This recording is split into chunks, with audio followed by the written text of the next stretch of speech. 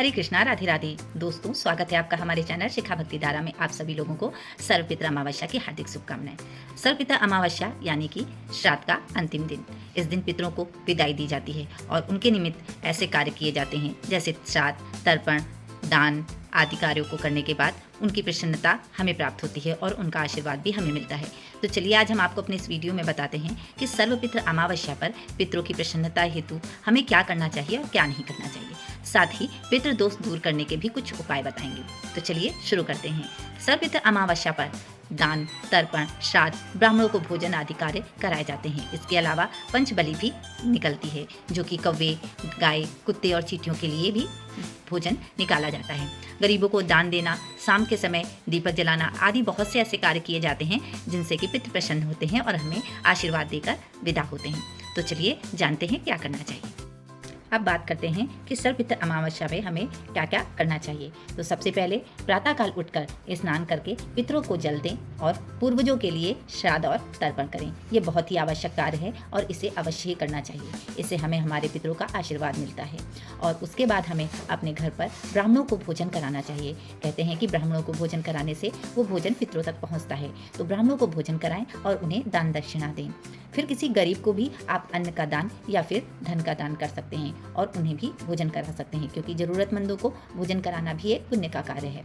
उसके बाद हमें पंचबलि निकालना चाहिए। पंचबलि में कौवा, कुत्ता, गाय और चींटी के लिए भी भोजन निकाला जाता है। ऐसा करने से हमारे पितृ तृप्त होते हैं।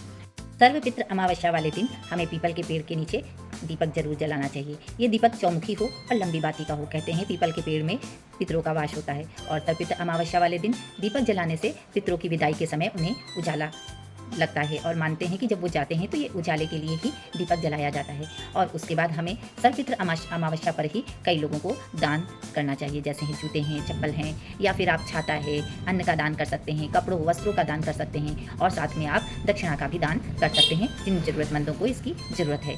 इसके अलावा अमावस्या का दिन है, आप साफ़ सफाई भी कर सकते हैं। घर की साफ़ सफाई भी अमावस्या वाले दिन ही की जाती है। साथ में किसी का अनादर बिल्कुल आज ना करें। कहते हैं कि आज आप अपने पितरों के निमित्त श्राद्ध तर्पण करते हैं तो अपने भावों को अच्छा रखिए और सबके प्रति अच्छे भाव से ही सब कार्य करें।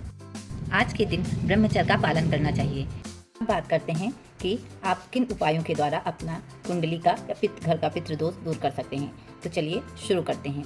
सर्वपितृ अमावस्या की शाम को एक पीपल के पेड़ पे अगर आप चौमुखी तेल का दीपक जलाते हैं और पितरों से पितृदोष दूर होने की प्रार्थना करते हैं तो वो अवश्य सुनते हैं। ये आपको अवश्य करना चाहिए। इसके साथ ही अपने घर की दक्षिण दिशा की ओर भी आपको एक तिल डाला चौमुखी दीपक तेल का जलाना चाहिए। साथ में ही आपको गजेंद्र मोक्ष का पाठ भी करना चाहिए। इससे भी आपके कुंडली में पितृदोष दूर होता है। और इसके अलावा कुछ और भी उपाय हैं, जैसे पितृदोष दूर करने का एक सरल उपाय ये भी है कि आप तुलसी के पेड़ पर आज पीला धागा, इस दिन पीले रंग का धागा या लाल कलावा लेकर उसमें 108 गांठें लगाएं और फिर उसे तुलसी के गमले में बांध दें। ऐसा करने से पूरे परिवार पर सुख समृद्धि बनी रहती है और देवी लक्ष्मी प्रसन्न होती हैं तथा आपके पितृदोष भी से आपको मुक्ति मिलती है। इसके अलावा दीपदान और परिक्रमा भी करनी चाहिए तुलसी जी की याद के दिन।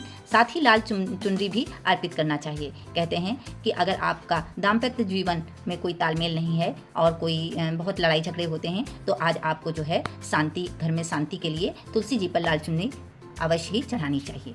आज के दिन भगवान विष्णु का स्मरण करते हुए दक्षिण दिशा की ओर जो है अपने पितरों के निमित्त एक दीपक जलाना है और उस दीपक के आगे आपको बैठकर गीता का पाठ करना है, जिससे आपके पितरों को संतुष्टि मिलेगी और आपका पितृदोष दूर होगा। साथ ही आपको बताते हैं कुछ और भी विशेष उपाय। आज के दिन शिवलिंग पर जो है आप गंगा जल और तिल ये सब चढ़ाकर, आप काले तिल वगैरह ये सब चढ़ाकर आप पितृदोष से मुक्ति पा सकते हैं। कहते हैं शिवलिंग पे सभी का वास होता है, इसलिए भोलेनाथ की कृपा और उनकी पूजा से किसी भी प्रकार का पितृदोष हो समाप्त हो जाता है। इस प्रकार के उपायों के द्वारा आप पितृदोष से मुक्ति पा सकते हैं। तो आप लोगों को वीडियो में दी गई जानकारी अच्छी लगी हो, वीडियो पसंद आया हो तो प्लीज़ वीडियो को लाइक करें, शेयर करें व सब्सक्राइब करें। राधे राधे।